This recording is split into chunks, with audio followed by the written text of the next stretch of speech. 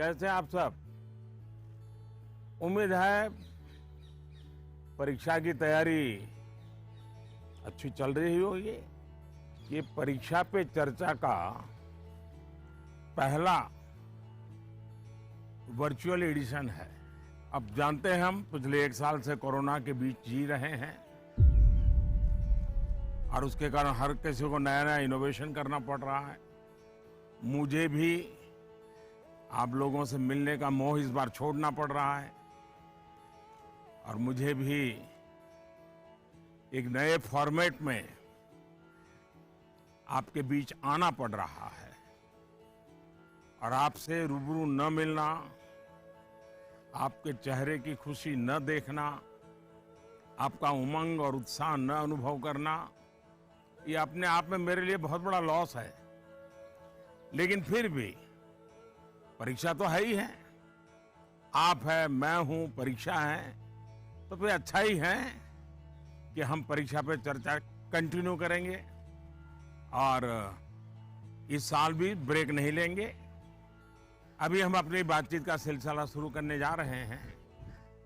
एक बात मैं शुरू में जरूर देशवासियों को भी बताना चाहता हूं और गार्डियंस को बताना चाहता हूं, टीचर्स को बताना चाहता हूं। ये परीक्षा पे चर्चा है, लेकिन सिर्फ परीक्षा की ही चर्चा नहीं है। बहुत कुछ बातें हो सकती हैं। एक हल्का फुल्का माहौल बनाना है, एक नया आत्मविश्वास पैदा करना है और जैसे अपने घर में बैठ के बातें करते हैं, अपनों के बीच बात करते हैं, यार दोस्तों के साथ बात करते हैं, आइए हम भी ऐसे ही बात करेंगे आज।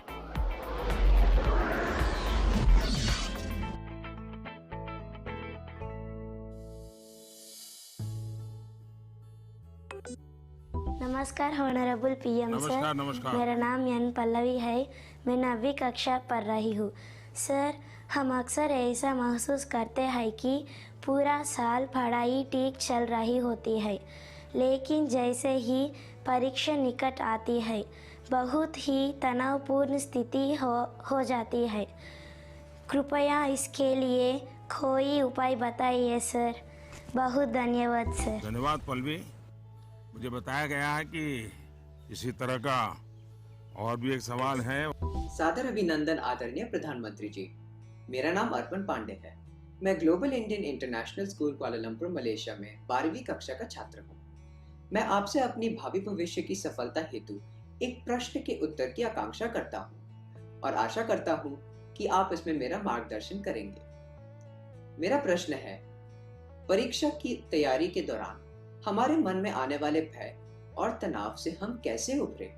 कि क्या होगा अगर अच्छे अंक और अच्छा कॉलेज मिलेगा या नहीं? धन्यवाद। पल्लवी, अर्पण, देखिए आप जब ये फियर की, डर की बात करते हैं तो मुझे भी डर लग जाता है। अरे ऐसी कौन सी बात है जिसके लिए डरना चाहिए? क्या पहली बार एग्जाम देने जा रहे हो क्या पहले कभी एग्जाम दी नहीं?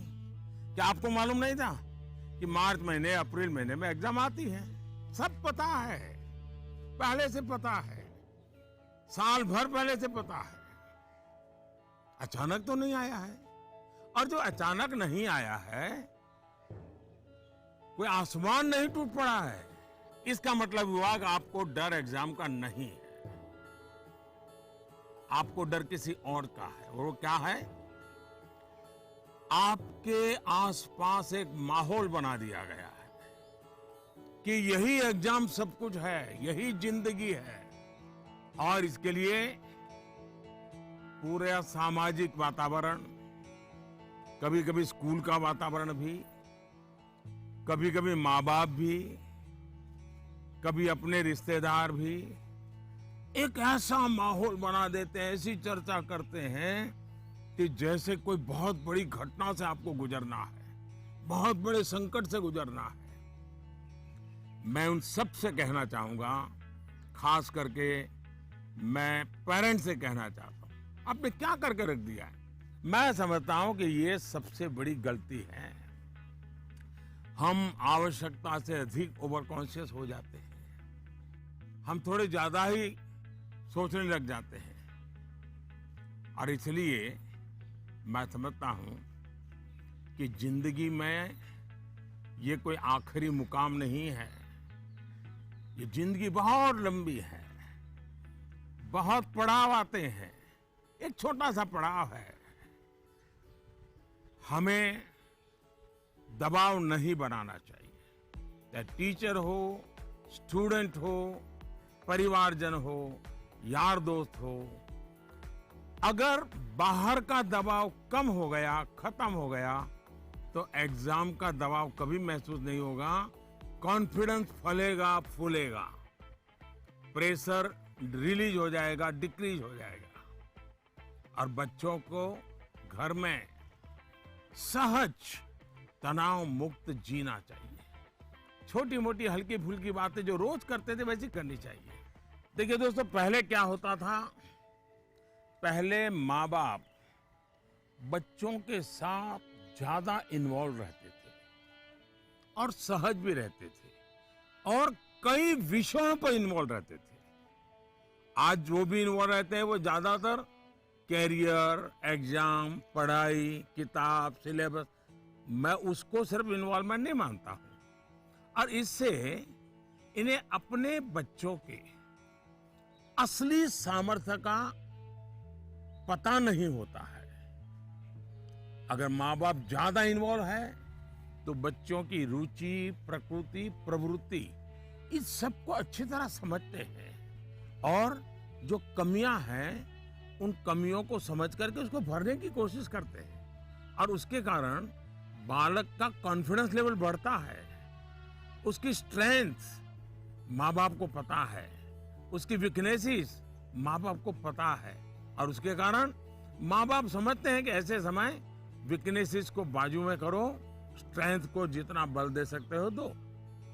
लेकिन आज कुछ माँ बाप इतने व्यस्त हैं कि उन्हें बच्चों के साथ रियल सेंस में इन्वॉल्व होने का समय ही नहीं मिलता। इसका परिणाम क्या होता है? आज बच्चे के सामर्थ्य का पता लगाने के लिए पेरेंट्स को एग्जाम के रिजल्ट का शीट देखना पड़ता है और इसलिए बच्चों का आकलन भी बच्चों के रिजल्ट तक ही सीमित हो गया है। मार्क्स के परे भी बच्चे में कई ऐसी चीजें होती हैं जिन्हें पेरेंट्स मार्क ही नहीं कर पाते हैं। साथियों, हमारे यहाँ एग्जाम के लिए एक शब्द है कसौटी। मतलब खुद को कसना है, ऐसा नहीं है एग्जाम आखिरी मौका है, बल्कि एग्जाम तो एक प्रकार से एक लंबी जिंदगी जीने के लिए अपने आप को कसने का उत्तम अवसर है, एक अपॉर्चुनिटी है। समस्या तब होती है जब हम एग्जाम को ही जैसे जीवन के सपनों का अंत मान लेते हैं, जीवन मरण का प्रश्न बना देते हैं। दरअसल एग्जाम जीवन को गढ़ने का एक अवसर है, एक अपॉर्चुनिटी है, एक मौका है। उसे उसी रूप में लेना चाहिए। एक्चुअली हमें अपने आप को कसौटी पर कसने के मौके खोजते ही रहना चाहिए ताकि हम और बेहतर कर सकें। हमें भागना नहीं चाहिए। आइए दोस्तों, अगले सवाल की तरफ बढ़ते हैं। माननीय प्रधानमंत्री जी नमस्कार। मेरा नाम पुण्य सुनिया है। मैं कक्षा 11वीं की छात्र हूँ। मेरे विद्यालय का नाम विवेकानंद केंद्र विद्यालय निर्जुली, डिस्ट्रिक्ट पापुमपारे, स्टेट अरुणाचल प्रदेश है। माननीय प्रधानमंत्री जी, कुछ सब्जेक्ट्स और कुछ चैप्टर्स है जिनको लेकर मैं सहज नहीं हूँ, उनसे पीछा चुराने में लगी रहती हूँ। मैं चाहे कितनी भी कोशिश क्यों ना करूँ, मैं उन्हें पढ़ नहीं पाती हूँ। शायद ये इसलिए होता है क्योंकि मुझे उनसे डर लगता है। सर, इस स्थिति को कैसे दूर किया जा सकता है? धन्यवाद सर। चलिए, आंध्र से हम मलेशिया, मलेशिया से अब अरुणाचल पहुंच गए। और मुझे बताया गया है कि इसी प्रकार का कोई और एक सवाल भी है। माननीय प्रधानमंत्री जी नमस्कार। मेरा नाम विनीता गर्ग है और मैं SRDAV पब्लिक स्कूल में 25 वर्ष से कार्यरत हूँ। मेरा प्रश्न है, कुछ सब्जेक्ट्स ऐसे हैं जिसमें कई स्टूडेंट्स को डर का सामना करना पड़ता है, इस वजह से वह इनसे बचते हैं। इसके बारे में इतिहास या गणित जैसे विषयों के शिक्षक अच्छी तरह से समझ सकते हैं। टीचर के तौर पर इस स्थिति को और बेहतर बनाने के लिए हम क्या कर सकते हैं? ये कुछ अलग प्रकार का ही विषय मेरे सामने आया। मैं कोशिश करूंगा कि स्टूडेंट्स के मन को छू सकूं और टीचर्स की बात पर गौर के साथ कुछ समाधान बता सकूं। आप दोनों ने किसी खास सब्जेक्ट या चैप्टर से डर की बात कही है। आप लोग अकेले नहीं हैं जिनको इस स्थिति का सामना करना पड़ता हो। हकीकत तो यह है कि दुनिया में एक भी इंसान ऐसा नहीं मिलेगा जिसके ऊपर यह बात लागू न होती हो। मान लीजिए आपके पास बहुत ही बढ़िया 5-6 शर्ट है, लेकिन आपने देखा होगा 1 या 2 शर्ट आपको इतने पसंद आते होंगे, बार बार पहनते हैं। इसका मतलब ये नहीं कि बाकी सब बेकार हैं, फिटिंग ठीक नहीं है, ऐसा नहीं है। उन 2 इतने अच्छे लगते हैं कि आप उसको बार बार पहनते हैं। कई बार तो माँ बाप भी इन चीजों के लिए गुस्सा करते हैं कि कितनी बार इसको पहनोगे, अभी 2 दिन पहले तो पहना था।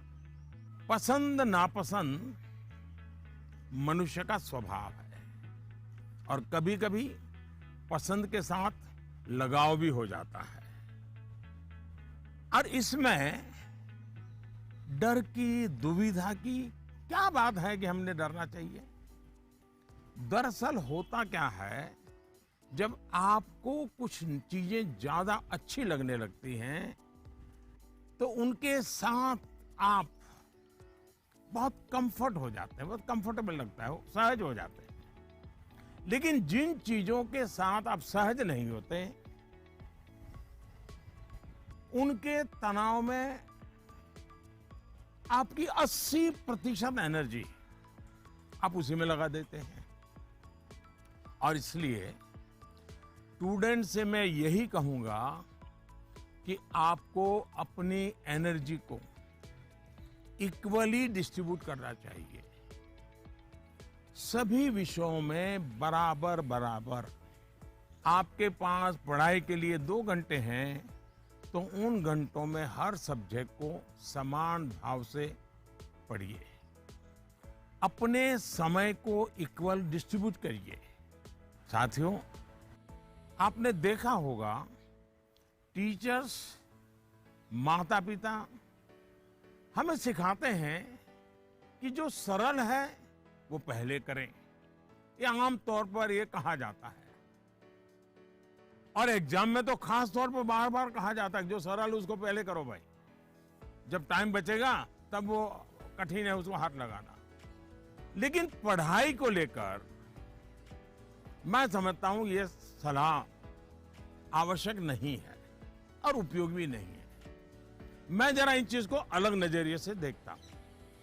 मैं कहता हूं जबकि पढ़ाई की बात हो तो कठिन जो है उसको पहले लीजिए। आपका माइंड फ्रेश है, आप खुद फ्रेश हैं, उसको अटेंड करने का प्रयास कीजिए। जब कठिन को अटेंड करेंगे तो सरल तो और भी आसान हो जाएगा। मैं अपना अनुभव बताता हूं। जब मैं मुख्यमंत्री था, फिर प्रधानमंत्री बना, तो मुझे भी बहुत कुछ पढ़ना पड़ता है, बहुत कुछ सीखना पड़ता है, बहुतों से सीखना पड़ता है, चीजों को समझना पड़ता है। तो मैं क्या करता था, जो मुश्किल बातें होती है, जिसके निर्णय थोड़े गंभीर होते हैं, मैं मेरे सुबह जो शुरू करता हूं तो कठिन चीजों से शुरू करना पसंद करता हूं।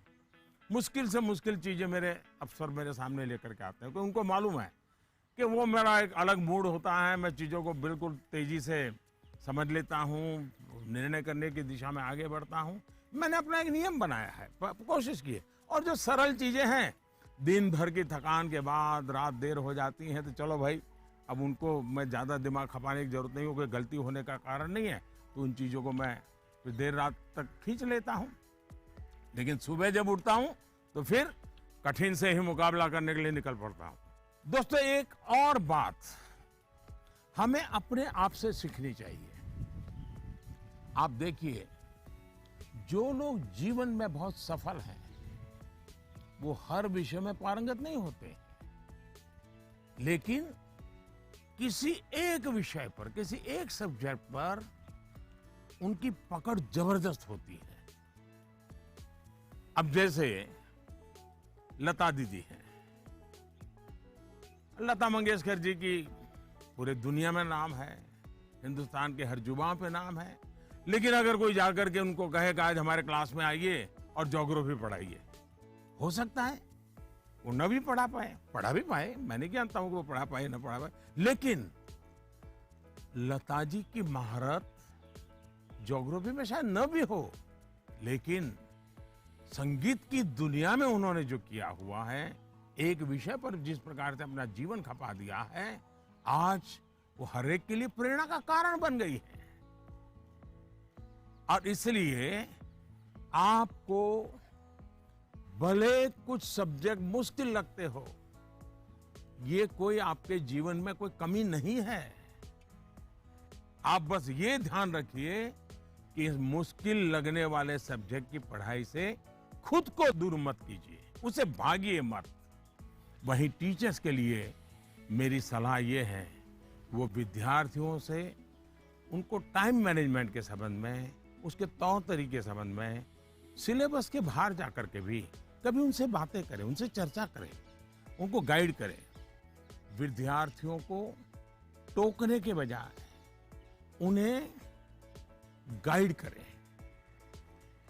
टोकना, रोकना, उसका प्रभाव मन पे और ज्यादा नेगेटिव फैलता है। प्रोत्साहित करने से वो कॉन्सेंट्रेटेड ताकत के रूप में कन्वर्ट हो जाता है। कुछ बातें क्लास में सार्वजनिक तौर पर जरूर कहें ताकि सबका प्रबोधन होगा, लेकिन बहुत सी बातें ऐसी होती हैं जब किसी एक बच्चे को बुला करके चलते चलते थोड़ा सर पे हाथ रख करके बहुत ही प्यार से कहें, बेटा देखो भैया, तुम इतने बढ़िया करते हो, जरा देखो इसको जरा थोड़ा ये कर लीजिए, देखिए तुम्हारे में बहुत बड़ी ताकत है, आप देखिए ये बहुत काम आएगा, बहुत काम आएगा। एक काम करिएगा, आपके जीवन में ऐसी कौन सी बातें थी जो कभी आपको बहुत कठिन लगती थी और आज आप उसको बड़ी सहजता से कर पा रहे हैं? ऐसे कुछ कामों की लिस्ट बनाइएगा। जैसे साइकिल चलाना कभी आपको कठिन लगा होगा, लेकिन अब वही काम आप बहुत सरलता से करते लेते होंगे।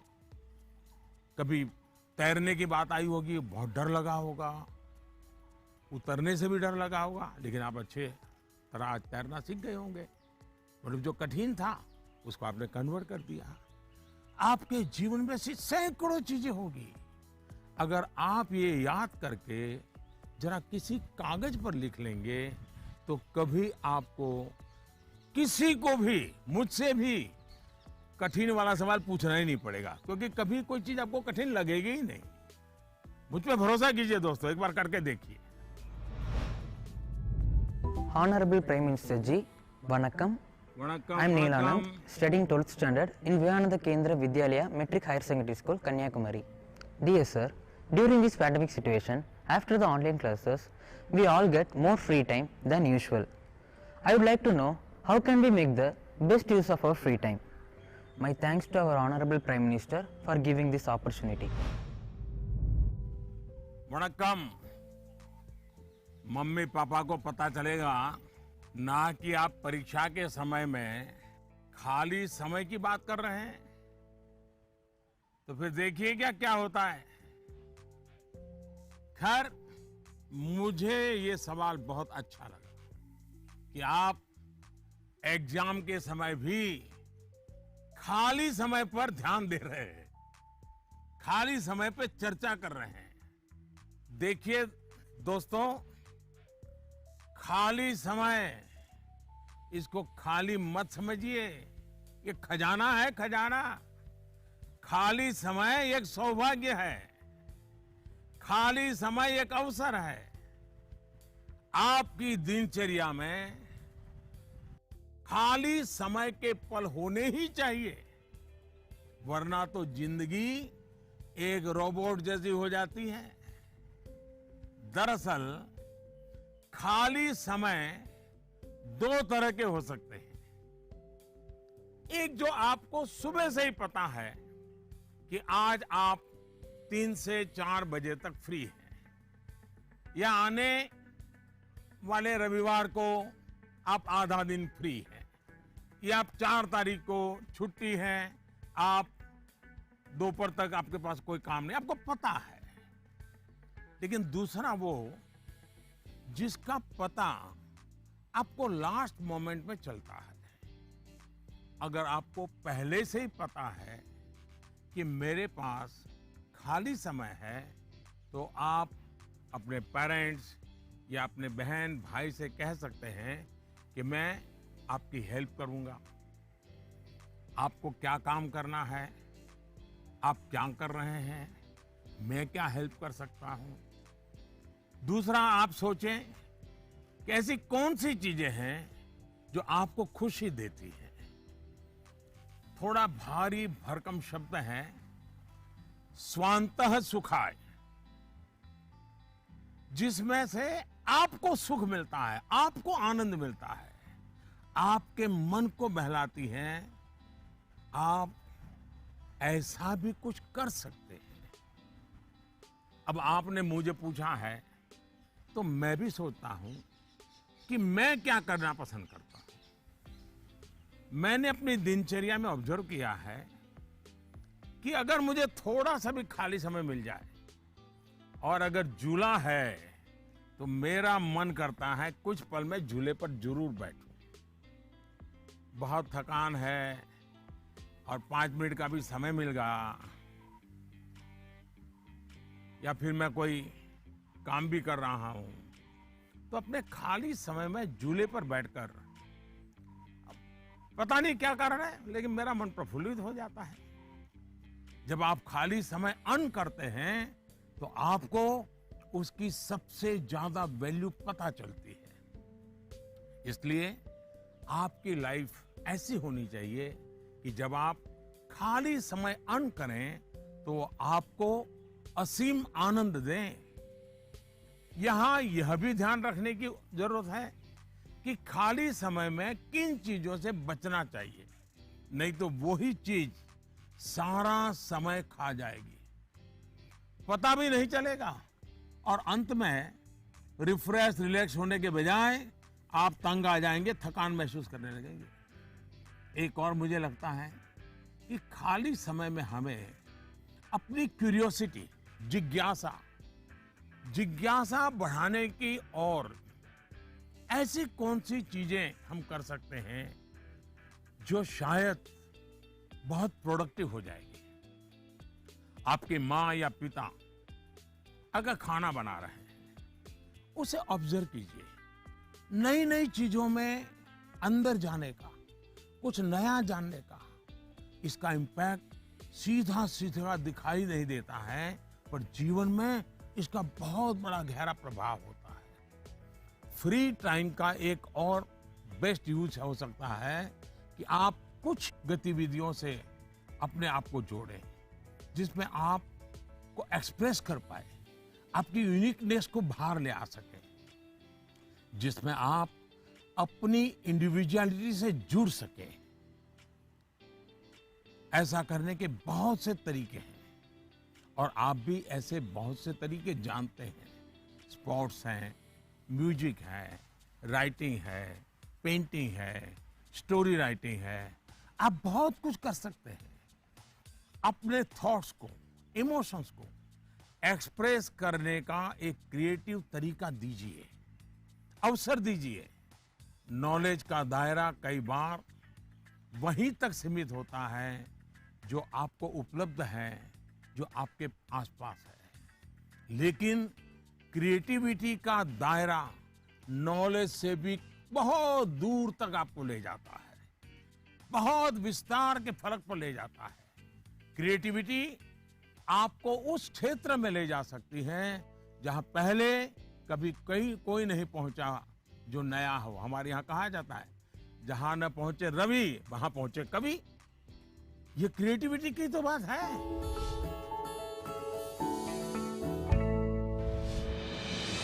With the world's largest COVID vaccination drive, India is leading the way. As the vaccine reaches every corner of the nation, do not forget the mantra, Dawai bhi, Kadai bhi. Let's continue our fight against COVID-19. Vaccination along with social distancing, sanitization and masks. Mask up, India! Put your mask on and cover your nose and be safe. Mask up, India.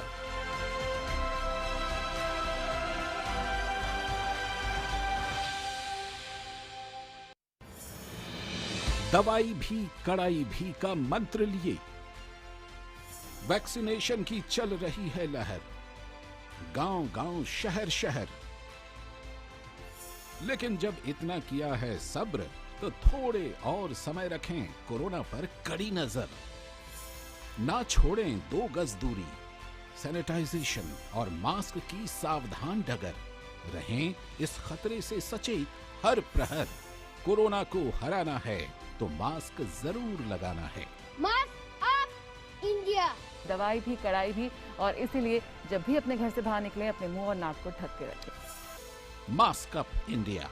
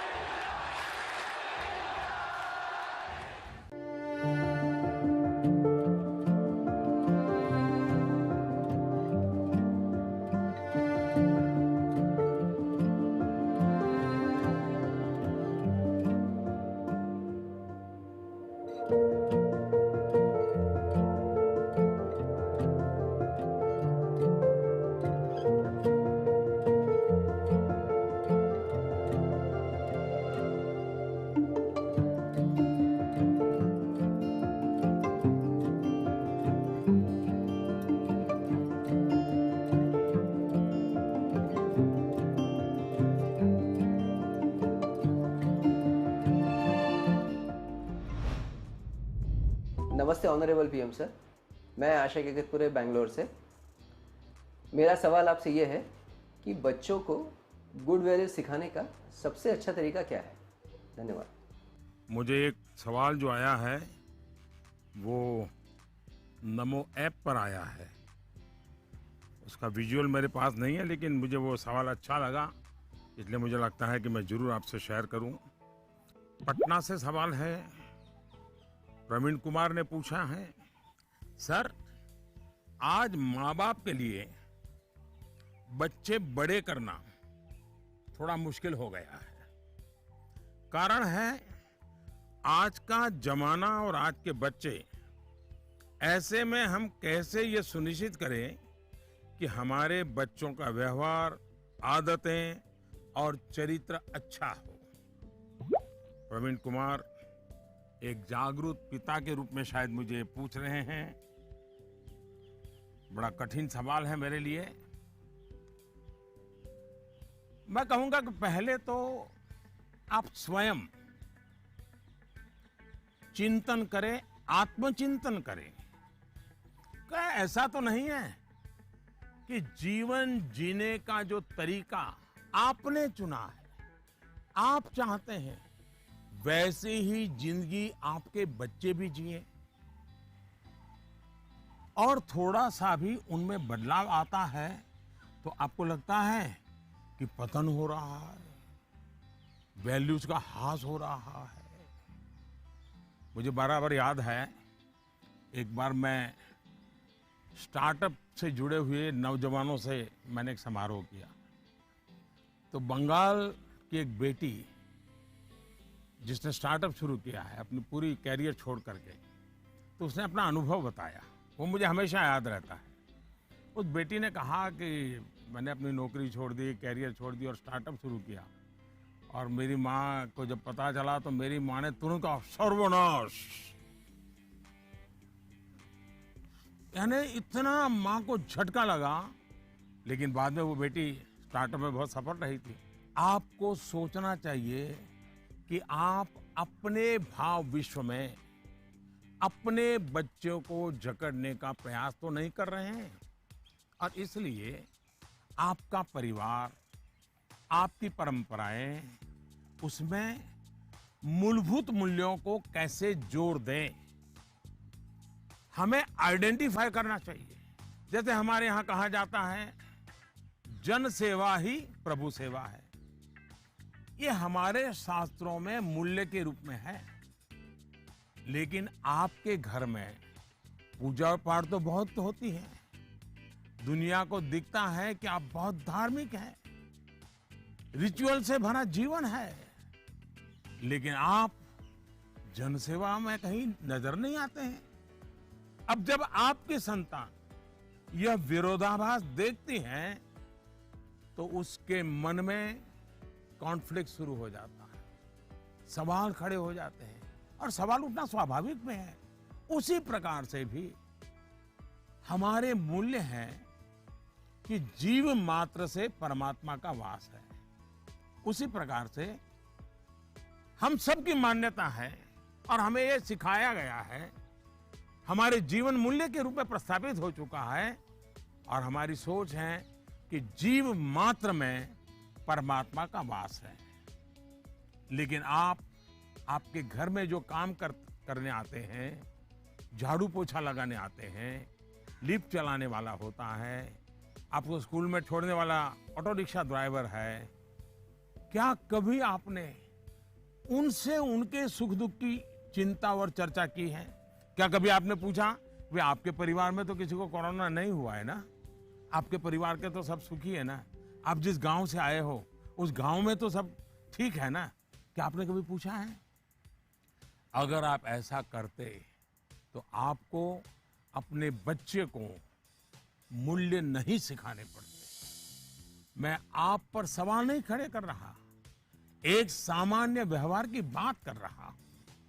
कुछ लोग वाकई ऐसा नहीं करते। बच्चे का birthday होता है, बहुत सारी तैयारियां होती है, कितने लोग अपने घर में काम करने वालों से कहते हैं कि जो भी काम करना है 5 बजे तक पूरा कर दो, 6 बजे जब मेहमान आना शुरू हो जाएंगे तब तुम भी हमारे परिवार के मेहमान के रूप में कपड़े पहन करके, अच्छे कपड़े पहन करके परिवार के सबको लेकर के आ जाना।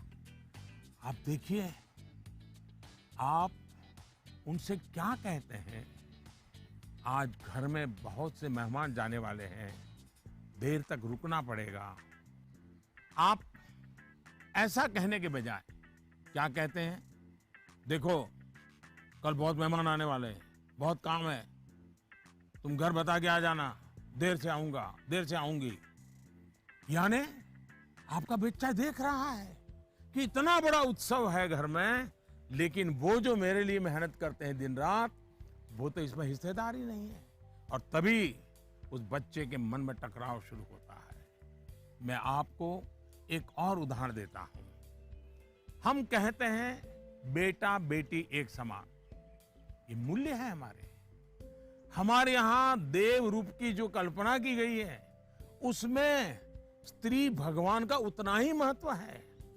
लेकिन हमारे घर के वातावरण में बेटे और बेटी के बीच जाने अनजाने में जो ट्रीटमेंट किया जाता है उसमें असमानता होती है। उसके बाद जब वही बेटा समाज जीवन में जाता है तो उसके द्वारा नारी समानता में कुछ न कुछ कमी की संभावना बन ही जाती है।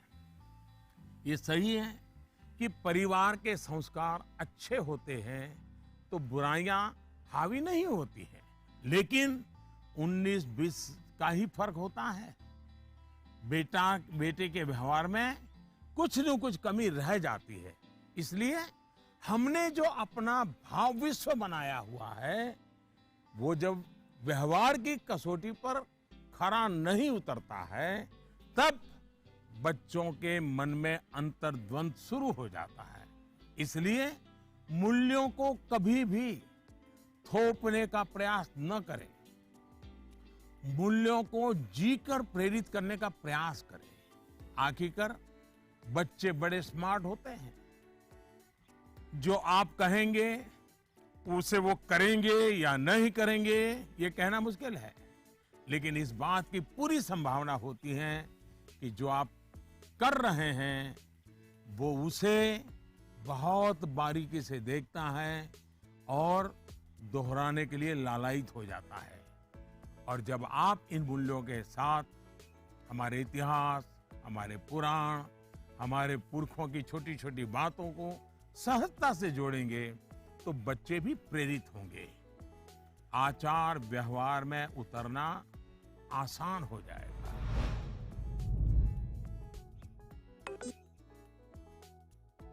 नमस्कार सर, मैं प्रतिभा गुप्ता, कुंदन विद्या मंदिर लुधियाना से। सर, मेरा आपसे सवाल ये है कि हमें हमेशा काम करवाने के लिए बच्चों के पीछे भागना पड़ता है, तो हम कैसे उन्हें सेल्फ मोटिवेटेड बना सकते हैं ताकि वे अपनी चीजें खुद करें? धन्यवाद। आप बुरा न माने तो मैं जरा इस विषय में आपसे अलग राय रखता हूं। मुझे लगता है कि बच्चों के पीछे इसलिए भागना पड़ता है क्योंकि उनकी रफ्तार हमसे ज्यादा है। ये बात सही है कि बच्चों को सिखाने की, बताने की, संस्कार देने की जिम्मेदारी परिवार के सबकी है, लेकिन कई बार बड़े होने के बावजूद हमें भी तो जरा मूल्यांकन करना चाहिए। हम एक सांचा तैयार कर देते हैं और बच्चे को उसमें ढालने की कोशिश करते रहते हैं और समस्या यहीं से शुरू होती है। हम इसे सोशल स्टेटस का सिंबल बना देते हैं। अक्सर माता पिता अपने मन में कुछ लक्ष्य तैयार कर लेते हैं, कुछ पैरामीटर बना लेते हैं और कुछ सपने भी पाल लेते हैं।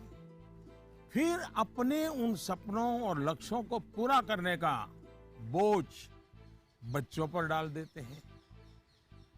हम अपने लक्ष्यों के लिए बच्चों को जाने अनजाने में, माफ करना मुझे, मेरा शब्द कहीं कठोर लगेगा, जाने अनजाने में हम बच्चों को इंस्ट्रूमेंट मानने लगते हैं। और जब बच्चों को उस दिशा में खींचने में विफल हो जाते हैं तो ये कहने लगते हैं कि बच्चों में मोटिवेशन और इंस्पिरेशन की कमी है।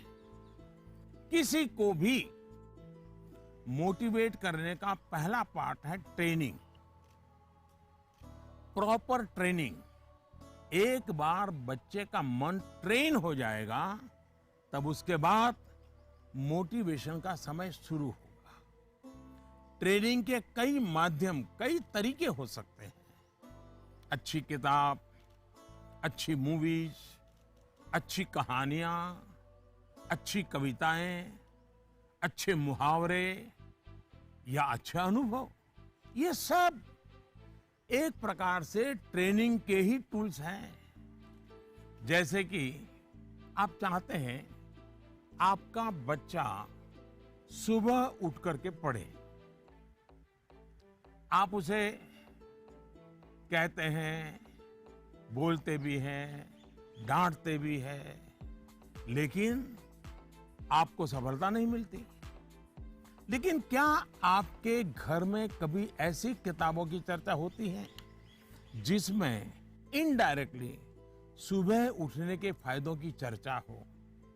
हमारे यहाँ आध्यात्मिक जीवन के लोग ब्रह्म मुहूर्त से ही उनका दिवस प्रारंभ हो जाता है और वो उसी के नॉर्म्स का पालन करते हैं। तो दूसरी ओर आजकल 5 AM क्लब की भी चर्चा होती है।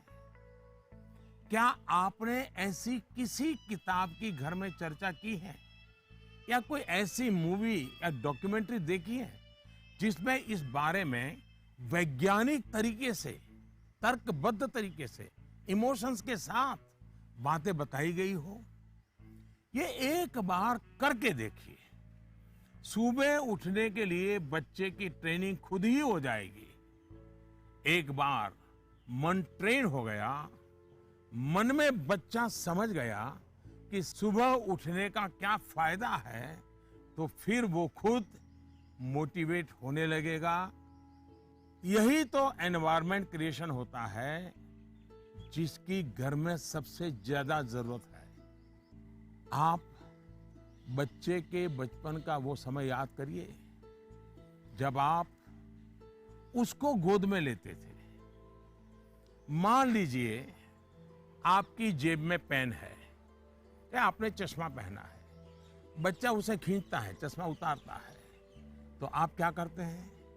आप बच्चे को अगर चश्मा वापस लेने की कोशिश करते हैं तो वो रोता है, पेन वापस लेने की कोशिश करते हैं तो रोता है।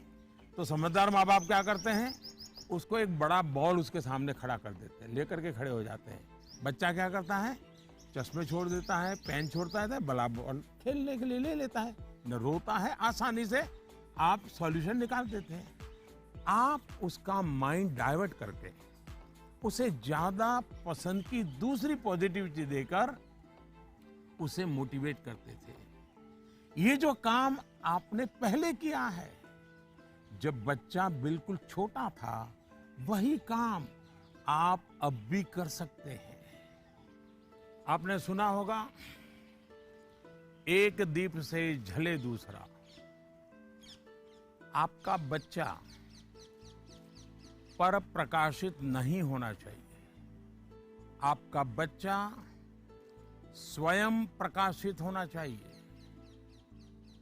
बच्चों के अंदर जो प्रकाश आप देखना चाहते हैं, वो प्रकाश उनके भीतर से प्रकाशमान होना चाहिए और वो आपके जागरूक सक्रिय प्रयासों से संभव है।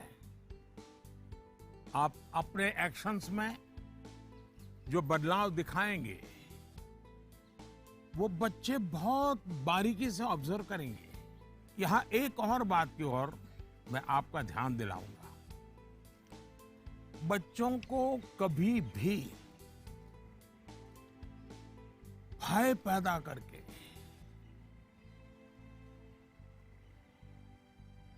ये होगा तो ये होगा, ऐसा होगा तो ऐसा होगा, कृपा करके ऐसी कोशिश मत कीजिए।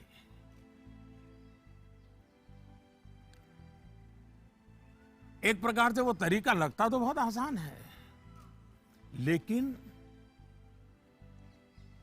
इससे एक तरह से नेगेटिव मोटिवेशन की संभावनाएं बढ़ जाती है। जैसे ही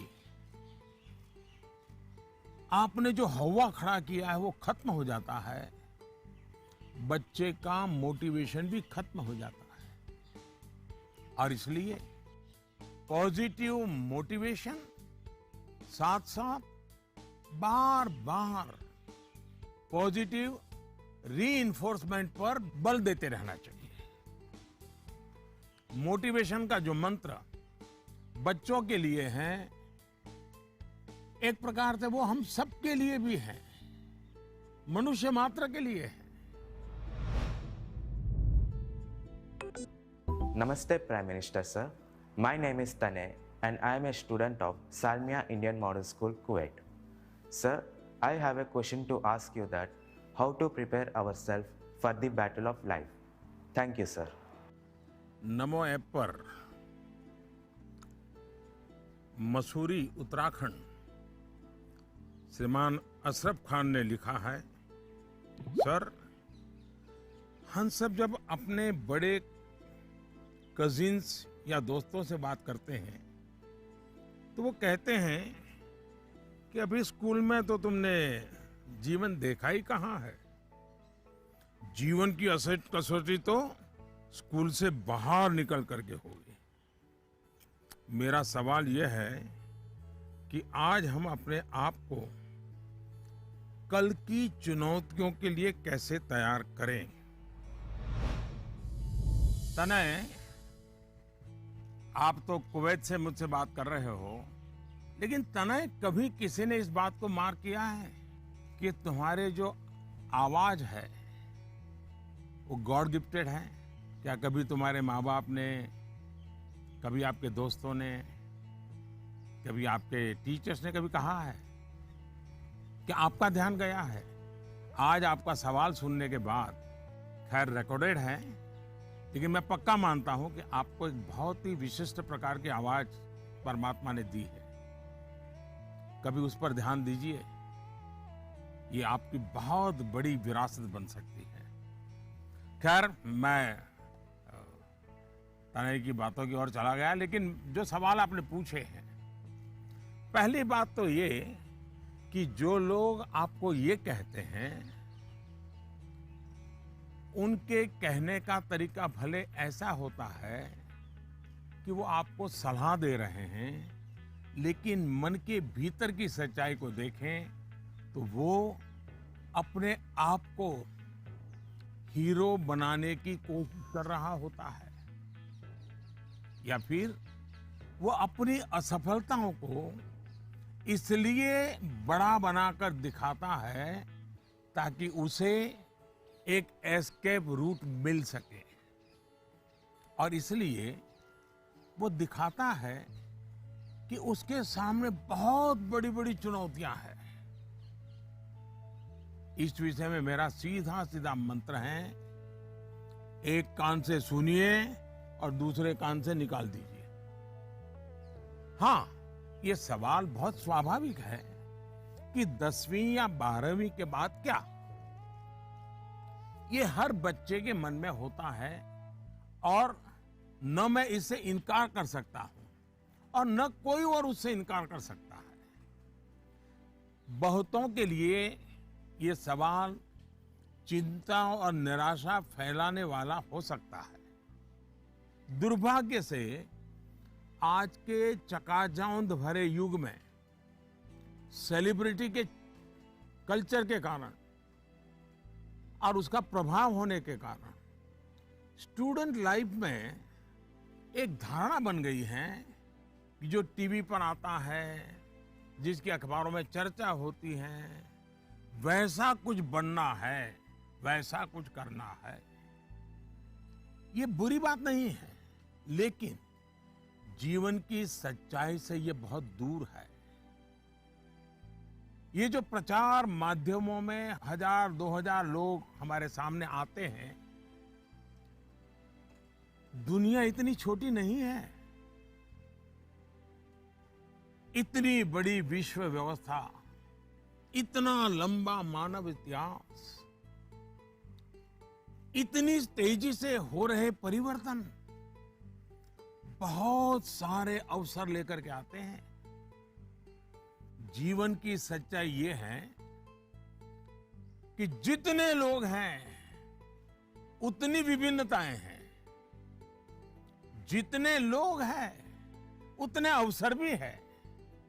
हमें अपनी जिज्ञासा का दायरा बहुत बड़ा करने की आवश्यकता है, उसको विस्तार देने की आवश्यकता है, और इसलिए आवश्यक है कि 10वीं क्लास में, 12वीं क्लास में भी आप अपने आसपास के जीवन को ऑब्जर्व करना सीखिए।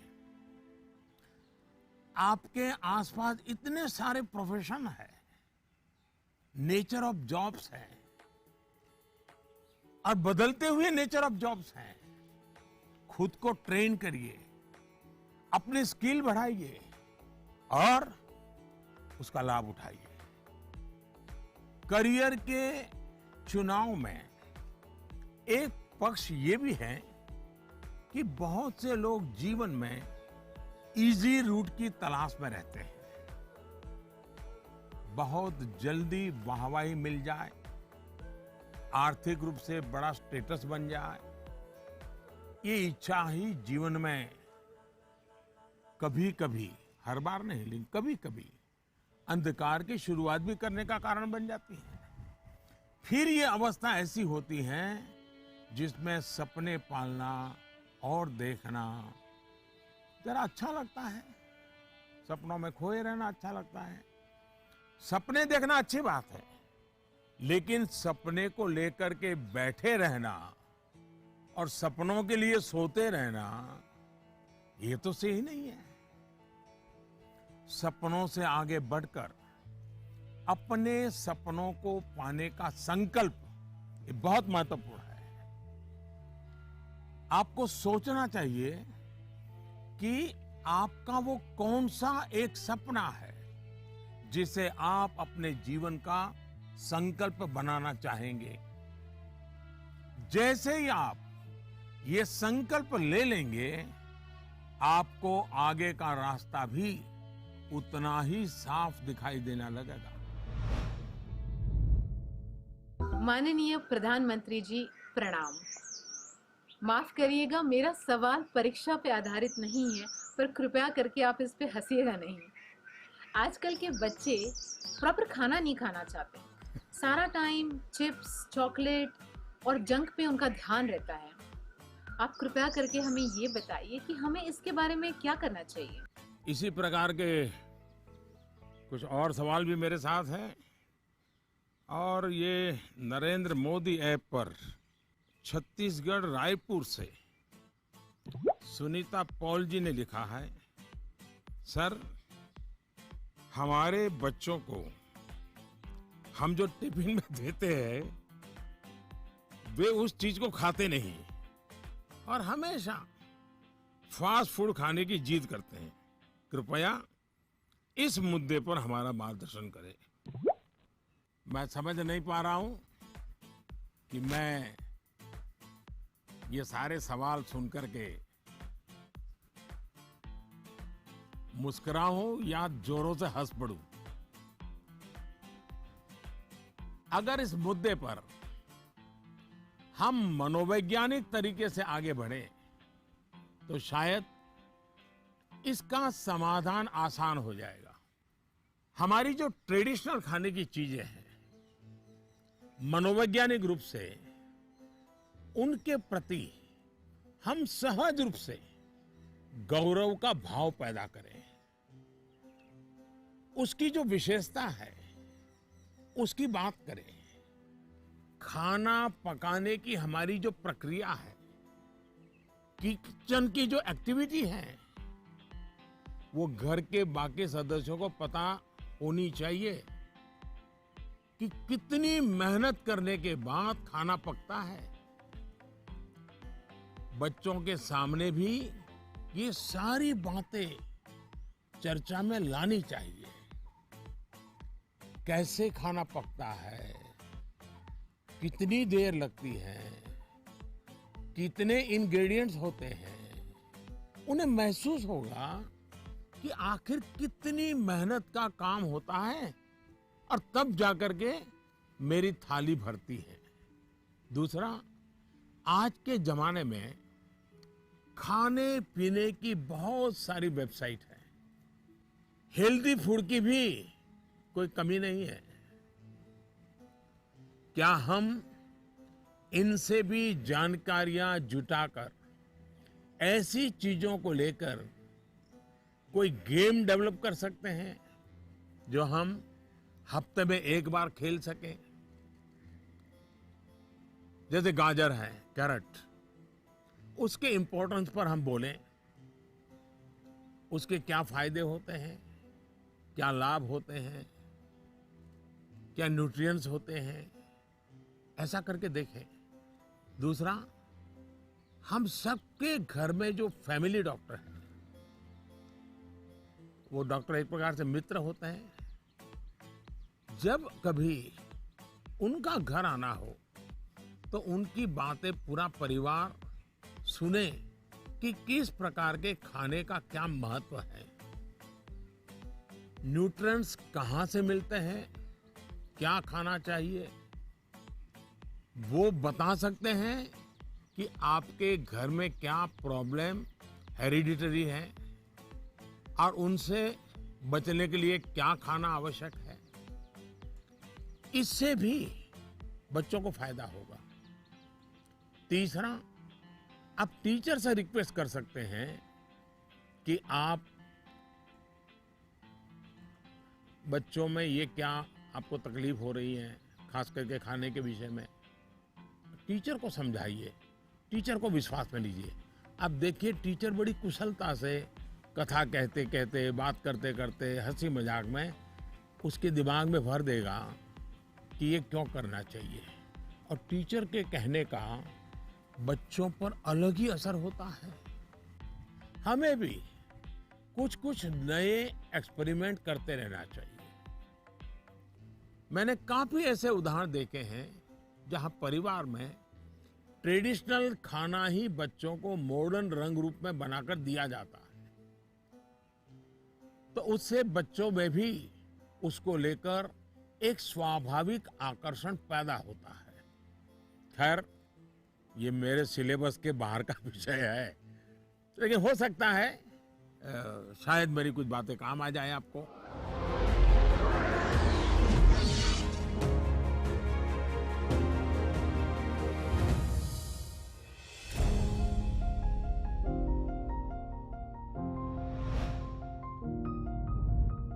दिव्यांका नमस्कार। दिव्यांका क्या पढ़ती हो? जी सर, मैं कॉमर्स की छात्र हूँ। और पुष्कर की ही रहने वाली हो? जी सर। तो पुष्कर की कोई पवित्र चीज का मुझे वर्णन करोगी? क्या है पुष्कर की विशेषता? पुष्कर में एकमात्र ब्रह्मा मंदिर है। हाँ। और जो पुष्कर राज है वह 68 तीर्थों का गुरु है। अच्छा, ब्रह्मा का क्या रोल रहा है? जी, उन्होंने पृथ्वी को क्रिएट किया है। अच्छा बताइए दिव्यांका, क्या सवाल था आपके मन में? सर, मेरे कुछ मित्र ऐसे हैं जिनकी मेमोरी एवरेज है। वे किसी भी विषय को कितना भी पढ़ ले, वे परीक्षा में उसे याद नहीं रख पाते हैं। सर, वे ऐसा क्या करें कि वे उस विषय को याद रख सके? अच्छा, तो आपको मेमोरी की जड़ी बूटी चाहिए। जी सर। देखिए दिव्यांका, आप सबसे पहले अपनी डिक्शनरी से इस शब्द को डिलीट कर दीजिए। आप सोचिए ही नहीं कि आपके पास याद करने की शक्ति नहीं है। अगर आप खुद से जुड़ी कुछ घटनाओं को देखें तो आपको पता चलेगा कि वास्तव में आपको बहुत सारी चीजें याद रहती हैं। जैसे आपकी मदर टंग, क्या मदर टंग आपने किसी को बहुत ग्रामर के साथ पढ़ाया था, क्या सिखाया था क्या? नहीं सर। आपको याद होगा? नहीं। क्या स्कूल में आपने सीखी या किताब में कहीं भी नहीं? हाँ, ये सब सुन करके सीख ली। तो यही वो चीजें हैं, जरा सोचिए कि आपको जो पसंद है, क्या इन चीजों को याद रखने के लिए आपने कभी कोशिश की थी? वो बातें जिनसे आप पूरी तरह जुड़ गए हैं, मग्न हो गए हैं, वो बातें जो आपका हिस्सा बन गई हैं, आपके विचार प्रवाह का हिस्सा बन गई हैं, उन्हें आप कभी नहीं भूलते हैं। दूसरे शब्दों में कहूं तो ये मेमोराइज नहीं है, एक्चुअली ये इंटरनलाइज है। और इंटरनलाइज करना यही इसका एक अच्छा रास्ता है। और इसलिए आपको याद करने पर जोर देने के बजाय आपको उसे जीने की कोशिश करनी चाहिए, सहजता, सरलता, समग्रता के साथ आपके पास भी वही सारी शक्तियां हैं जो किसी बहुत टैलेंटेड व्यक्ति के पास होती है। सोचिए, अपने भाई या बहन के साथ अगर आपका झगड़ा हुआ हो तो वो आपको एकदम याद रहता है, आप उसे भूलते नहीं हैं। यहाँ तक कि आपको यह भी याद रहता होगा कि उस समय आपके भाई बहन ने कौन से कपड़े पहने थे, आप खड़े खड़े लड़ रहे थे कि दौड़ते हुए लड़ रहे थे, सब याद होगा, एक एक वाक्य याद होगा। जी सर। यानी इसका एक मतलब यह है कि आप उसमें फुली इन्वॉल्व थे, आप उस क्षण को पूरी तरह जी रहे थे। साफ है कि चीजें याद रहे, प्रॉपरली रिकॉल कर सके, उसके लिए आप जिस क्षण में हैं उस क्षण में ही रहना और उसमें पूरी तरह से इन्वॉल्व रहना बहुत जरूरी है।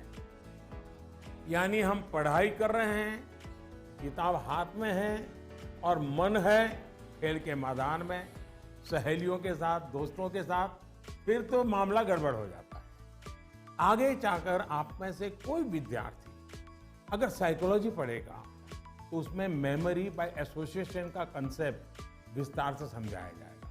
आप याद कीजिए कि स्कूलों में सुबह असेंबली में राष्ट्रगान होता है। अब जन गण मन हर कोई गाता है, लेकिन क्या कभी आपने जनगण मन गाते समय आपने उस राष्ट्रगान के साथ देश में ट्रैवल किया क्या? आप उसके साथ जो शब्द आते हैं उन शब्दों के साथ अपने आप को विजुलाइज कर पाए कि नहीं कर पाए?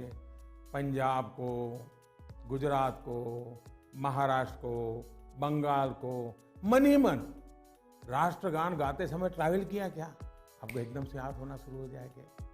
मन ही विजुलाइज करेंगे तो आपको अच्छे से याद रह जाएगा। इसका तो एक फायदा और होगा, आप इस देश के साथ भी एकाकार होते चले जाएंगे। यानी इन्वॉल्व, इंटरनलाइज, एसोसिएट और विजुलाइज। मेमोरी को शार्प करने के लिए इस फॉर्मूले पर आप चल सकते हैं। मैं आपको एक और उदाहरण देता हूं। आपके पास नोटबुक्स होती हैं, अलग अलग विषयों की किताबें होती हैं। आप जब भी घर से निकले ये तय करके निकले कि बैग में इतने नंबर पर इस विषय की नोटबुक होगी और इतने नंबर पर इस विषय की किताब होगी।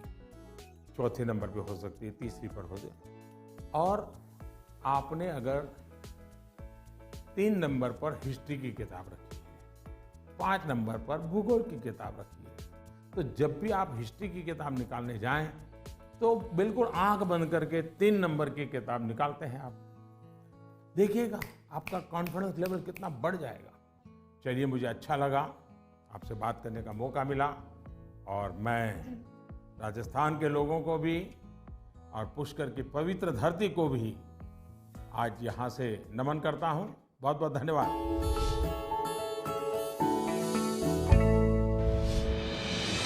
With the world's largest COVID vaccination drive, India is leading the way. As the vaccine reaches every corner of the nation, do not forget the mantra, Dawai bhi, Kadai bhi. Let's continue our fight against COVID-19.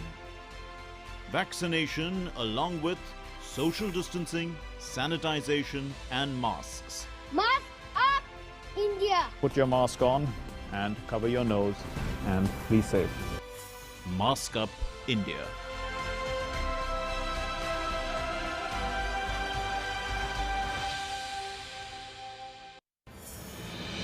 दवाई भी कड़ाई भी का मंत्र लिए vaccination की चल रही है लहर, गांव-गांव, शहर-शहर।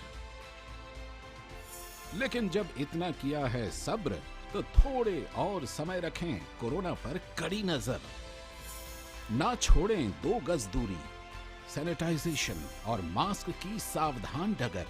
रहें इस खतरे से सचेत हर प्रहर। कोरोना को हराना है तो मास्क जरूर लगाना है। Mask up India.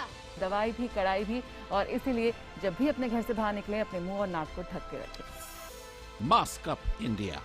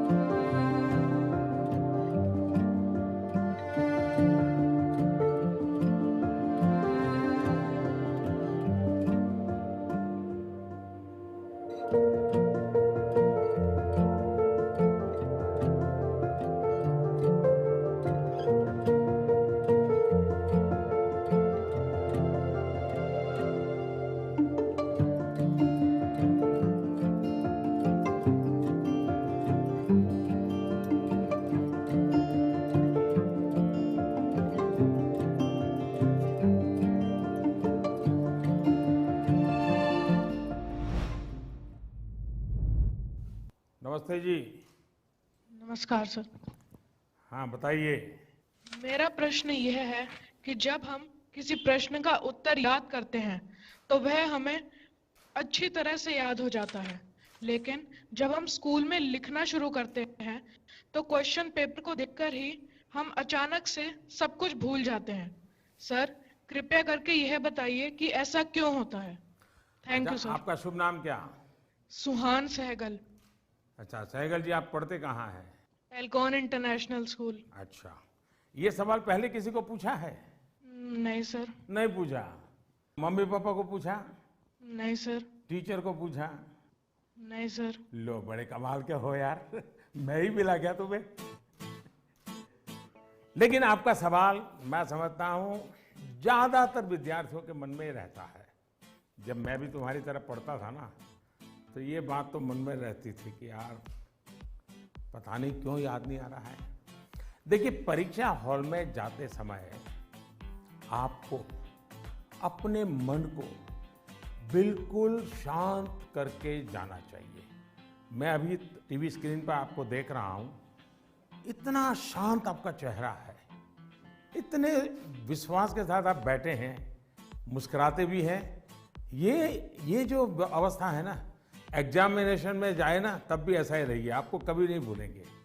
आपका मन अशांत रहेगा, चिंता में रहेगा, आप घबराए हुए रहेंगे, तो इस बात की संभावना बहुत ज़्यादा होगी कि जैसे ही आप क्वेश्चन पेपर देखेंगे कुछ देर के लिए सब कुछ भूल जाएंगे। इसका सबसे अच्छा उपाय यही है कि आपको अपनी सारी टेंशन परीक्षा हॉल के बाहर छोड़कर जाना चाहिए, और आपको ये भी सोचना चाहिए कि जितनी तैयारी आपको करनी थी आपने कर ली है।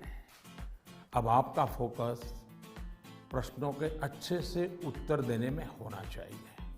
आप इस बात से भी नहीं घबराइए कि कुछ नया आ गया तो क्या होगा, कुछ ऐसा आ गया जो आपने पढ़ा ही नहीं है तो क्या होगा।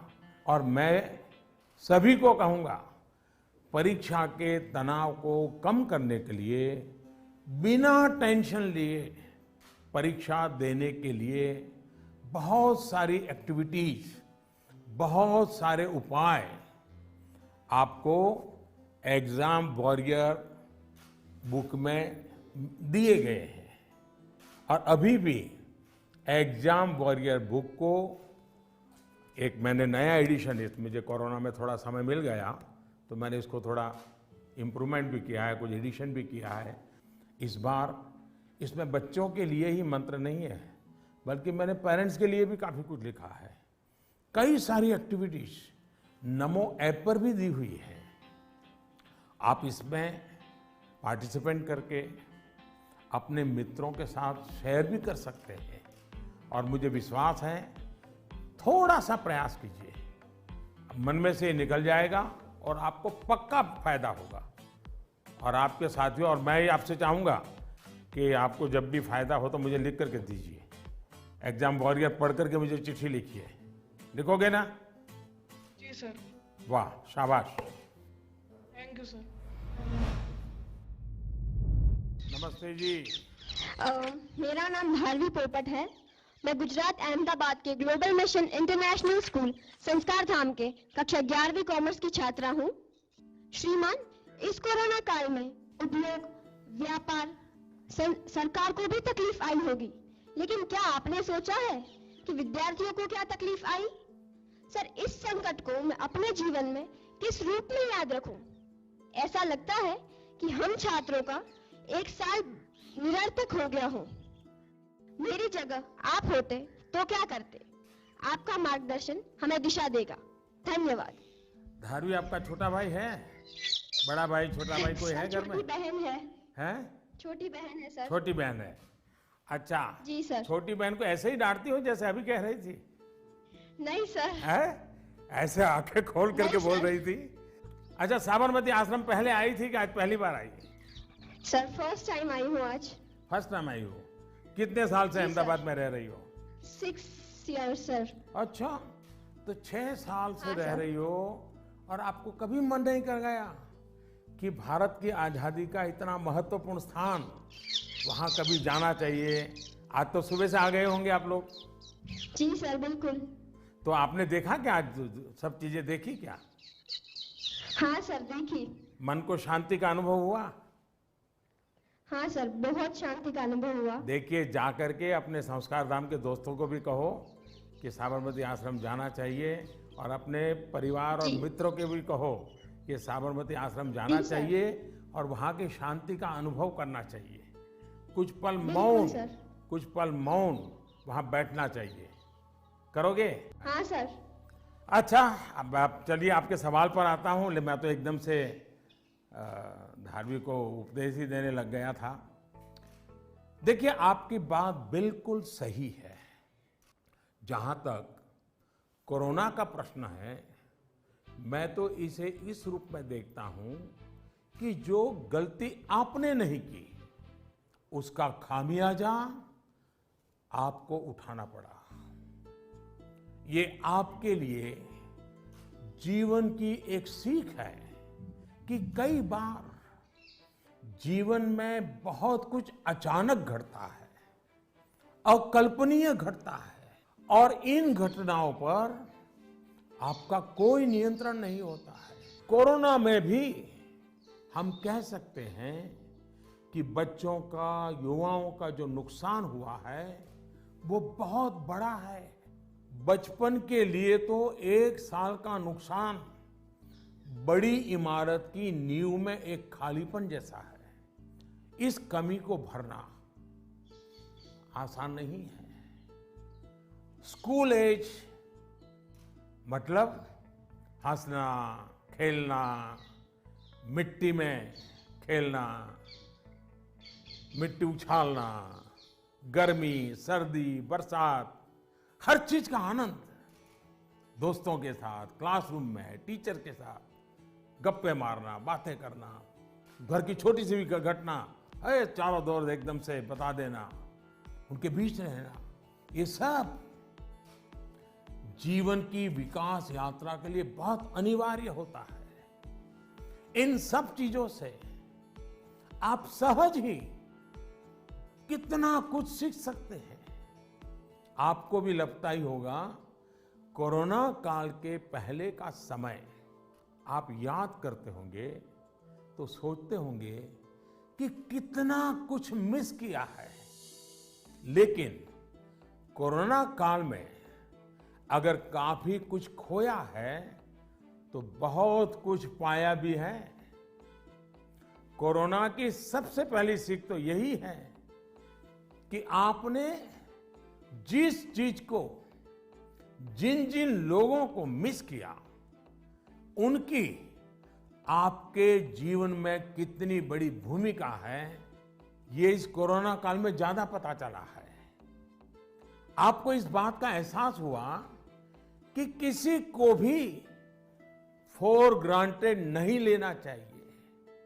खेलकूद हो, स्कूल में फिजिकल क्लासेस हो, या फिर आपके घर के पास सब्जी बेचने वाले, कपड़े प्रेस करने वाले, पास के बाजार के दुकानदार, जिन लोगों को, जिन बातों को आपने रूटीन समझ लिया था, उनका जब मिस करते हैं तब उनका सबका महत्व हम सबको अनुभव होता है, आपको भी पता चला है। इसलिए इस दिशा में आपको लगातार जागरूक रहना चाहिए और लाइफ लॉन्ग इस लेसन को याद रखना चाहिए।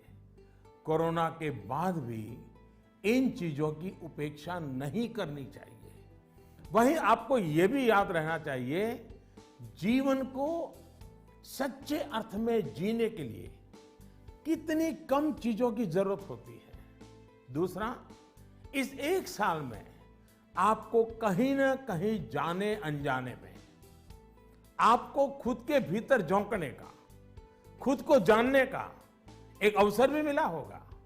कोरोना काल में एक और बात ये भी हुई है कि हमने अपने परिवार में एक दूसरे को ज्यादा नजदीकी से समझा है।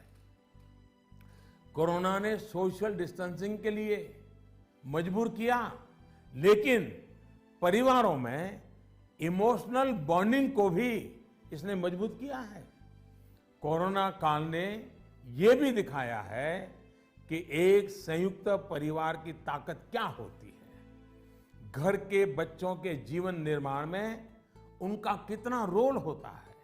मैं चाहूंगा कि सोशल साइंस के लोग, हमारी यूनिवर्सिटीज इस पर रिसर्च करें, कोरोना काल के फैमिली लाइफ पर स्टडी करें, कैसे इस संकट से मुकाबला करने में संयुक्त परिवार ने समाज को ताकत दी।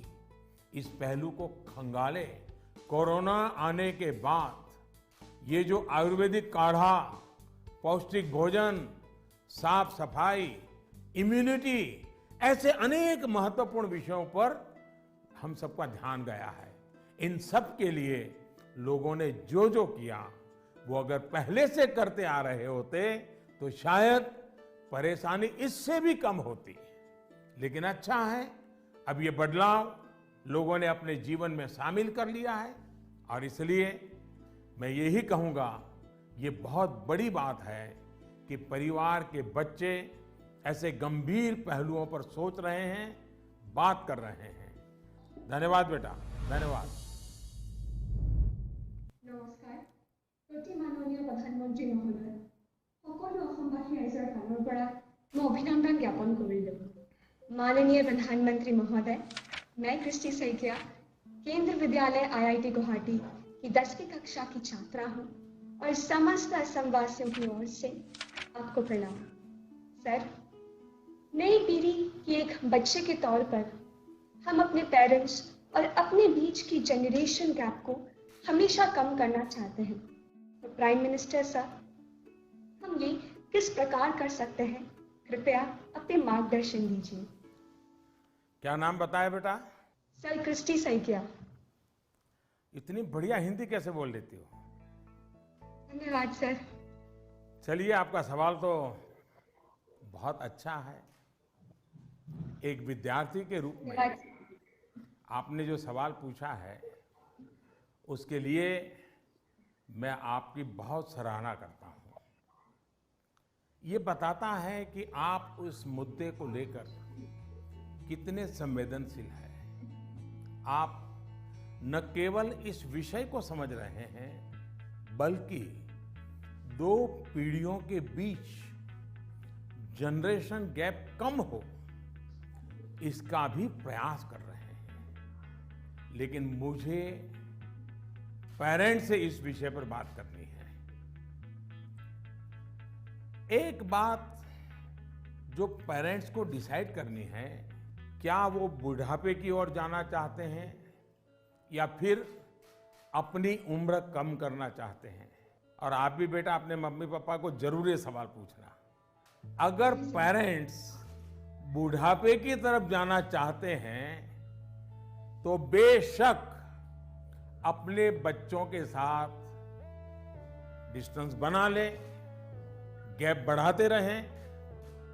अगर आपको नवजीवन की ओर आगे बढ़ना है, अपनी उम्र घटानी है, युवा बने रहना है, तो आप अपने बच्चों के साथ गैप कम कीजिए, क्लोजनेस बढ़ाइए।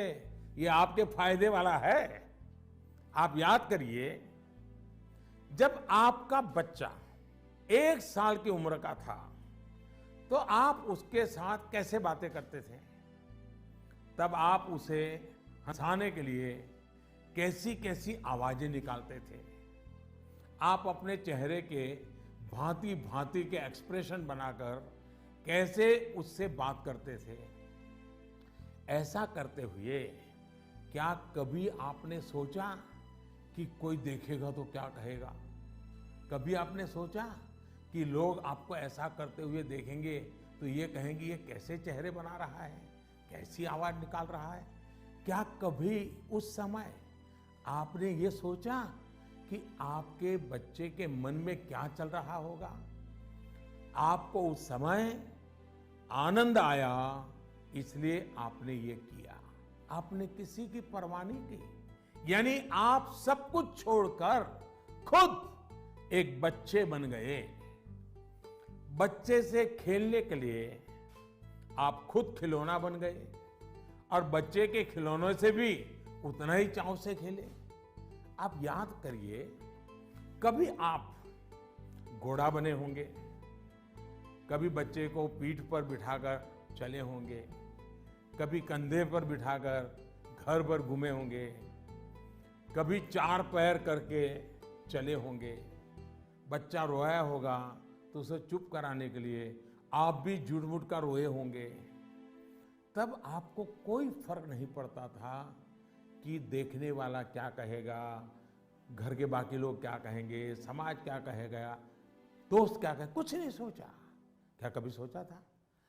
आप उसका आनंद लेते हैं और ऐसा बच्चे के 5-6 साल की उम्र तक चलता रहता है। जैसे ही बच्चा थोड़ा बड़ा होता है तो एक लेवल पर मेंटेलिटी ऐसी हो जाती है कि माँ बाप बच्चे को डोमिनेट करना चाहते हैं, बच्चे को हर चीज सिखाना चाहते हैं। अचानक जो दोस्त थे वो दोस्त न रहकर बच्चे के इंस्ट्रक्टर बन जाते हैं और कभी कभी इंस्पेक्टर भी बन जाते हैं। साथियों, बच्चा जब बाहर की दुनिया में पैर रखता है तो बहुत सी बातें ऑब्जर्व करता है। घर में जो देखा था उससे कुछ ज्यादा, कुछ अलग, कुछ नया वो देखने लगता है।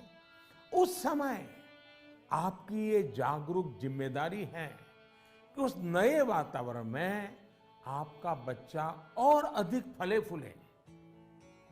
और इसका उत्तम तरीका है कि आप उसके मन से जुड़े, उसके मन से ही करें और उसकी हर बात को इमोशनली अटैच होकर के सुने। ऐसे नहीं फोन कर रहे हैं और वो बोल रहा है, ऐसा नहीं होना चाहिए। बिल्कुल उसके साथ जुड़िए। आपको जो पसंद नहीं, अगर वो काम आपका बच्चा करके आया है तो उसको डांटिए मत, टोकिए मत, बस सुनते रहिए। सुनते समय उसको लगना चाहिए कि आप उसको कितना प्यार करते हैं। हाँ, लेकिन जो चीज अच्छी नहीं है उसको मन में रजिस्टर करके रखिए। और ये ग्रोइंग एज के बच्चों के लिए करना बहुत जरूरी होता है। आप जितना हो सके उसकी बात सुनिए, उसकी बात समझिए। आप इंस्ट्रक्टर बनकर उसे सुबह से शाम तक क्या करना है ये मत समझाइए। बार बार ये मत पूछिए कि मैंने ये कहा था, क्या क्या किया। बस अपनी आंखें खुली रखिए, कान खुले रखिए, उस पर ध्यान रखिए। उसमें सुधार से जुड़ी जो बातें आपने रजिस्टर की हैं, जो आपको ठीक नहीं लगा उसे ठीक करने के लिए बहुत विचार करके एक एनवायरनमेंट क्रिएट करिए ताकि उसे खुद ही लगे कि वो कहाँ गलत कर रहा है। जब माँ बाप बच्चों के साथ हम उम्र बनकर ही जुड़ते हैं तो कोई इश्यू नहीं होता है। जैसे बच्चा कोई नया गाना सुन रहा है, कोई नया म्यूजिक सुनकर आनंद ले रहा है, तो आप भी उसके साथ उस आनंद में शामिल होने की कोशिश करिए। आप उसको मत कहो कि 30 साल पहले हमारे जमाने में तो वो गाना था, हम वो बजाएंगे। नहीं, ऐसा मत करो। वो जो गाना उसको पसंद है आप उससे जुड़िए, आनंद लीजिए ना। ये समझने की कोशिश तो करिए कि आखिर ऐसा क्या है उस गाने में कि आपका बच्चा उसे पसंद कर रहा है। लेकिन होता क्या है कि हम देखते हैं ठीक इसी समय कुछ माता पिता ये कहने लगते हैं कि ये क्या बेकार का गाना सुन रहे हो, असली म्यूजिक तो हमारे समय में होता था। अब तो जो बनता है वो सिर्फ शोर शराबा होता है। होता क्या है कि बच्चा आप आकर के आपको कोई बात बताता है।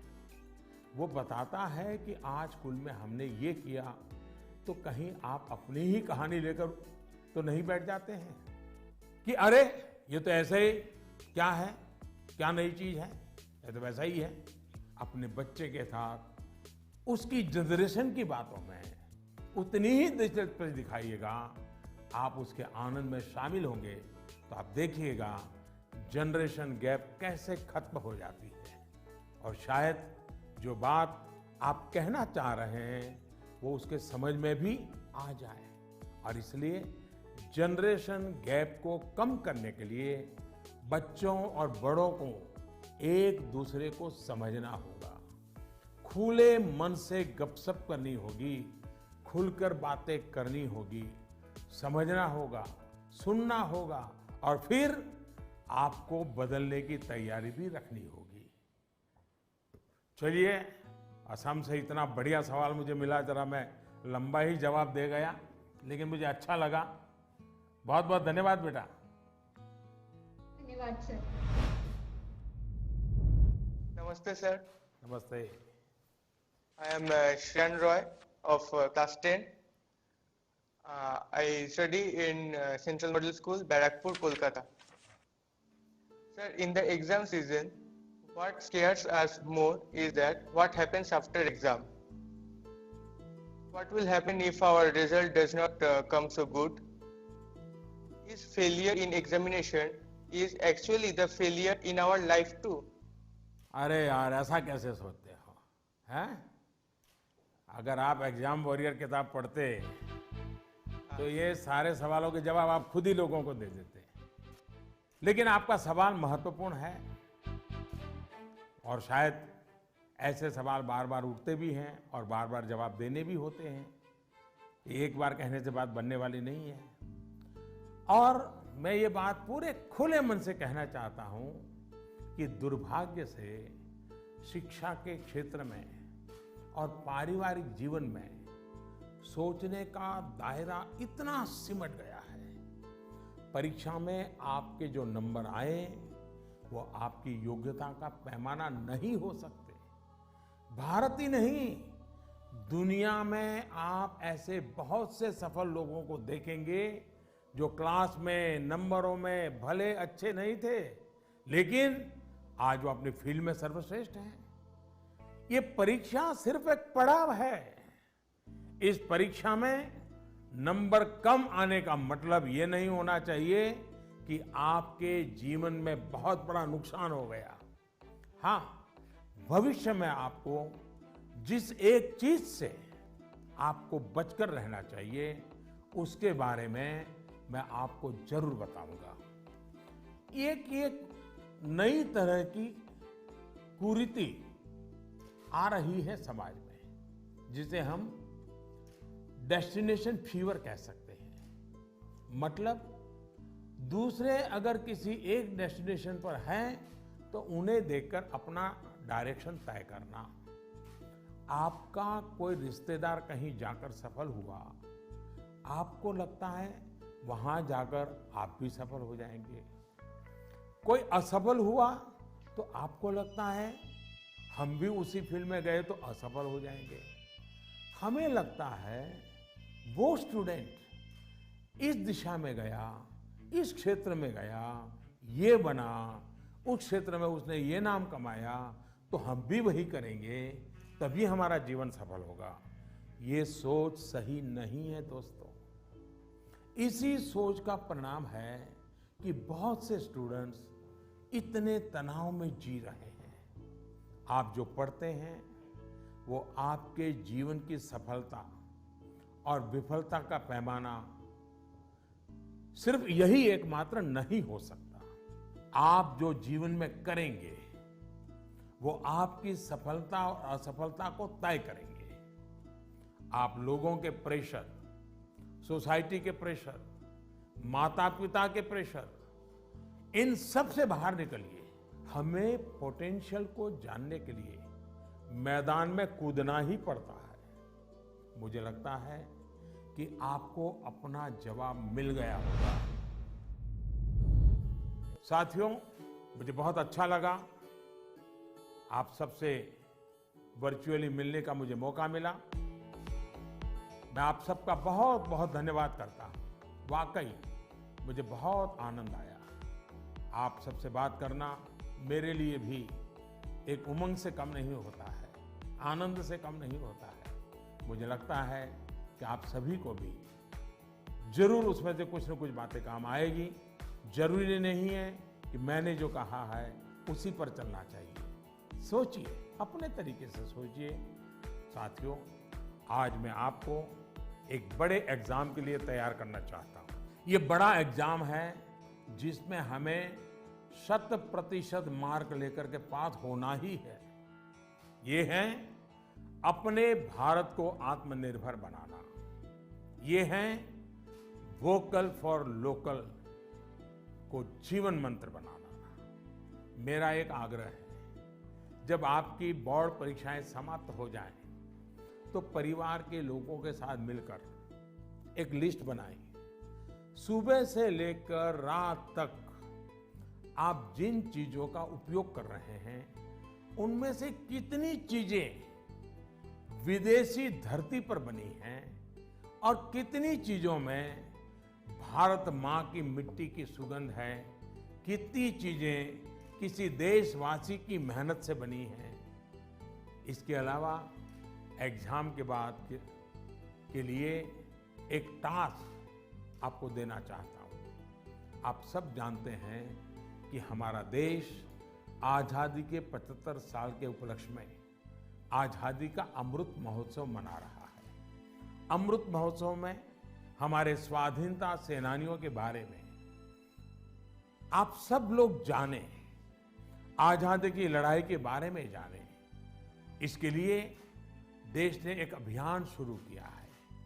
आपको इस अभियान से जुड़ना है। आप अपने राज्य की आजादी की लड़ाई से जुड़ी 75 घटनाएं खोजकर निकालिए। ये किसी व्यक्ति के संघर्ष में जुड़ी हो सकती हैं, किसी क्रांतिवीर से जुड़ी हो सकती हैं। इन घटनाओं को आप अपनी मातृभाषा में विस्तार से लिखिए।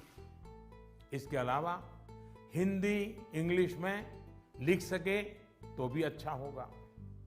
आप इसको साल भर का प्रोजेक्ट बनाइए और डिजिटल तरीके से इसे कैसे करें, इसके लिए अपने टीचर से भी गाइडेंस लीजिए। आप अपने टीचर से बात करिए, अपने पेरेंट्स से, दादा दादी से बात करिए। आप क्या कर सकते हैं, इस पर चर्चा करिए। साथियों, गुरुदेव रविंद्रनाथ टैगोर ने लिखा है, मैंने स्वप्न देखा कि जीवन आनंद है। मैं जागा और पाया कि जीवन सेवा है। मैंने सेवा की और पाया कि सेवा में ही आनंद है। आप खुद भी देखिए, जब हमारी इच्छाएं, हमारे लक्ष्य देश की सेवा से जुड़ जाते हैं, तो हम करोड़ों जीवनों से जुड़ जाते हैं। इसलिए बड़े सपने रखने हैं, देश के लिए सोचना है। मुझे पूरा भरोसा है आप ये एग्जाम बहुत अच्छे मार्क्स से पास करेंगे। उसके बाद जीवन में बहुत आगे जाएंगे। इसलिए खूब पढ़िए, खूब खेलिए, खूब मस्ती करिए। रिजल्ट के बाद मुझे अपने संदेश भी जरूर भेजिएगा, मुझे इंतजार रहेगा। इन्हीं शुभकामनाओं के साथ सभी मेरे युवा साथियों का, नन्हे नन्हे दोस्तों का बहुत बहुत धन्यवाद। अनेक अनेक शुभकामनाएं।